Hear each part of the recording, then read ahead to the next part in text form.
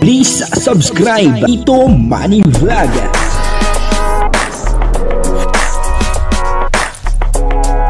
Payagan po si Tito Manny Vlog na mag-reactor para pambiling gamot sa kanya pong karamdaman. Wala man siyang records ng ng awayan. Yun po si Kalingap Dan ay biglang nagpaalam at iniwan si Joy Diwata. Bakit po kaya? Papanoorin po natin yung video at siyempre bibigyan po natin ng konting reaksyon. Pero bago po yan, ako muna po bumabati sa inyong lahat ng magandang umaga, magandang tanghali at magandang gabi sa inyong lahat mga kapatid. Saan man kayo ng panig ng mundo naroon ngayon ay mag-iingat kayo palagi at pagpalain kayo ng ating Panginoon. Maraming salamat din po sa patuloy na tumatangkilik sa aking YouTube channel at nanonood sa aking video reaction. Patuloy lang po natin suportahan sila Kuya Bal Santos Matubang, Kalingap Rab, Ate Edna Vlog, Jack Tapia. At syempre mga kasamahan ko po sa Karepa, Paki-suportahan po, At excuse me po. At ganun din po yung mga Kalingap partner na charity vlogger. Ay, si nga pala, Rose Bass Official, Siya po ay nagpapa-shoutout, Rose Bass Official, suportahan po natin, At siya po ay isa ding reactor. Ayun na nga po, si Kalingap Dan ay nagpaalam at iniwan si Joy Diwata. Bakit po kaya? Papanoorin po natin yung video at ang kabuuan po ng video ito ay makapanood po natin sa YouTube channel ni Kalingap Dan, ang Gopings na charity vlogger. Ayun, Hello po, shout out. Saan tayo? Nasa Manila na po ako. Nasa Manila na ako mga Kalingap.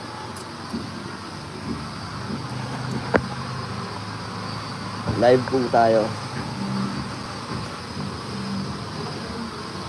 Okay. Shout out po. Abangan nyo po ang aming pagdating sa Manila.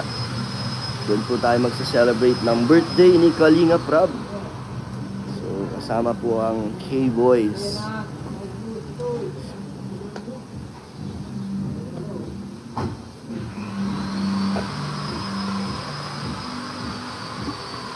Shoutout po mga Kalingap.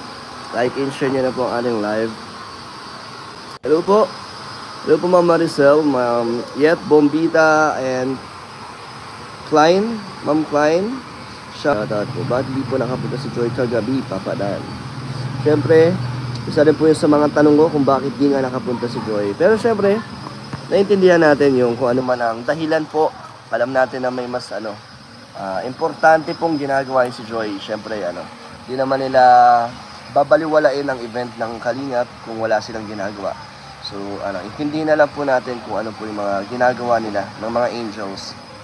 Po, nagustuhan niyo po ba yung vlog natin na in-upload?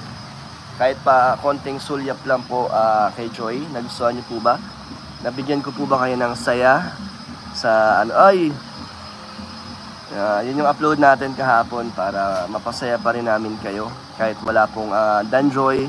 Yan, tayo ng short vlogs po para sa mga nag-aabang po dyan. Hindi ko alam kung ilang oras tayo makapag-live kasi nagpapa-car wash lang po tayo ngayon at meron po tayong lakad. Kaya magpapaalam po muna ako sa inyo kasi kami po ay pupunta ng Manila, mga Kalingap. So, alam niyo naman na siguro po yun, Grabe, si Kalingap Dan ay nagpaalam. Nagpaalam po saglit, kaya siguro kay Joy Diwata. Siyempre, doon din po sa mga viewers, mga followers niya, na siya ay patungo ng Manila, at parang doon gaganapin itong birthday party, yung birthday ni Kalingap Rab, at doon gaganapin sa Manila, at sabi po niya, ay kasama daw po ang lahat ng K-Boys, pero hindi po niya nabanggitan si Joy Diwata kung kasama niya o hindi. Malamang ay hindi po kasama. May mga nagtanong po doon, tungkol po doon sa nangyaring event ng Matubang Family, na parang hindi nakarating itong si Joy Diwata, at napansin ko nga rin po kasi pinanood ko yun, wala nga po doon si Joy Diwata, at may paper dance po doon, ay hindi po si Joy Diwata, hindi natin nakita, na naandun sa palarong yun, sayang, Napakaganda po ng palarong iyon, ano, talagang magkakalapat, siyempre, ang kanilang mga katawan doon, ano, kung sakali, kasi pepper dance yun eh. Pero hindi naman po yun ang hinahangad doon. Siyempre, yung paglalaro, ang maganda doon, ano po. At, hindi na po nakarating itong si Joy Diwata kasi midterm po yata nila sa school. Ano, ibig sabihin, may importante po siyang ginagawa sa eskwelahan, ano. Alam niyo naman po si Joy Diwata, ano, pagdating po sa pag-aaral, talagang ang inuuna niya po lagi ay yung kanyang pag-aaral. Yun naman po tama, ano. Kasi siyempre, kailangan din po ni Joy Diwata na siya ay laging mataas ang grade, ano. Scholar po siya.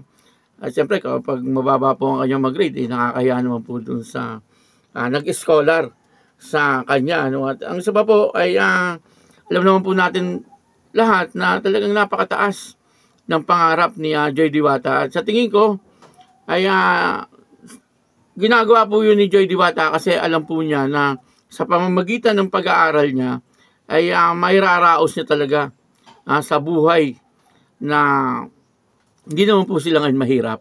Ano, ibig sabihin, mabibigyan niya ng magandang buhay ang kanyang pamilya, ano. At kaya yun, ano, nagsisikap si Joy Diwata sa kanyang pag-aaral, ano po. Nakakatuwa naman kapag gano'n, ano po.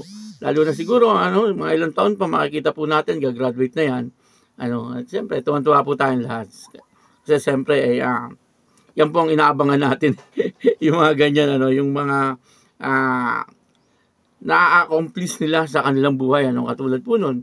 Kapag nakagraduate siya sa pag-aaral, siyempre, marami pong matutuwa, ano.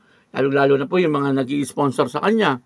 Ano po, ibig sabihin ay talagang nagsisikap si Joy Diwata. Sa ngayon ay parang first year pa lang siya or second year, ano. Medyo malaki-laki pa. Medyo mahaba pang mga taon or araw ang talagang daraan, ano, bago po siya makagraduate. Basta ang importante ay patuloy lang po siya, ano, sa pagsisikap sa kanyang pag-aaral. At ito naman po si Kalingap Dan ay lagi lang po nakasuporta sa kanya, no. Alam niyo na, sinabi niya, no, hindi niya po iiwan itong si Joy Diwata, no, kahit na po mangyari, kahit na nga po matapos ang kanilang teleserye o yung kanilang love team, ano, naandyan lang po palagi si Kalingap Dan, ano. Hanggat nag-aaral si Joy Diwata ay naandyan daw po lagi itong si Kalingap Dan at susuportahan itong si Joy Diwata, no. Malay po natin, ano, hindi po natin alam ang panahon. Baka sa bandang huli ay sila pa rin, ano, ang magkatuluyan, ano. Hindi po masama yun, ano, kasi single naman po sila pareho, ano, maganda at mga pings. Sigurado yung mga anak niyan talagang mga artistahin siguro. Ano, yun naman pagdating pa ng panahon, ano. Kumbaga ay parang ano lang natin yan. Pangarap sa kanila. Parang gano'n, ano. Kasi ako po talaga gustong-gusto ko, no, na magkaroon po talaga sa yung talagang totoong relasyon. Ano po, hindi na po ako mag-ano dito, yung pasikot-sikot pa. Ano, talagang tumbukin na natin. Ano, ako po talaga ang gusto ko, bandang uli, magkaroon po sila ng relasyon talaga na panghabang buhay. Ano, kasi bagay na bagay naman po talaga silang dalawa. Ano po, at talagang parehas kasi mabait ano, parehas maunawain. Ano po, at puro pagsisikap lang sa buhay ang kanilang ginagawa, ano, handa sa kanilang future, ano. At tulad po ni Kalingap Dan, ano, napaka business minded din ni Kalingap Dan. Ano po, nakita nyo ngayon, ano, habang siya ay nagba-vlog, sinamahan niya ng bigasan, ano. Maganda po 'yun, ano, nagkakaroon po siya ng negosyo.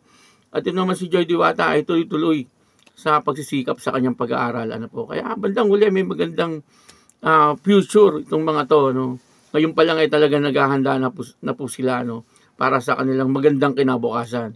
Ano, kung siyempre may kung yan, ano. Kung sa bandang huli sila magkakatuluyan. Hindi po natin kasi alam ang panahon.